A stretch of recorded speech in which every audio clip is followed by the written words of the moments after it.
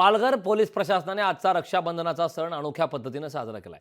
पालघर जिल्ह्यात विना हेल्मेट फिरणाऱ्या बाईकस्वारांना महिला पोलीस कर्मचाऱ्यांनी ओवाळणी करत राखी बांधून हेल्मेट दिलंय।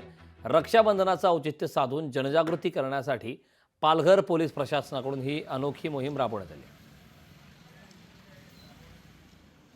आमच्या महिला भगिनी ज्या आहेत त्यांनी आमच्या पोलीस अधीक्षक साहेबांच्या संकल्पनेतून भाऊ कसा सुरक्षित राहणार आहे, वाहतूक कोंडी बघता किंवा ट्रॅफिक आणि आजची जी अपघाताचे प्रमाण वाढलेलं आहे याच्या संदर्भात बघता भाऊ सुरक्षित राहायला पाहिजे, जेणेकरून आपला त्यांच्या मागचा जो परिवार आहे तो सुखात राहू शकेल।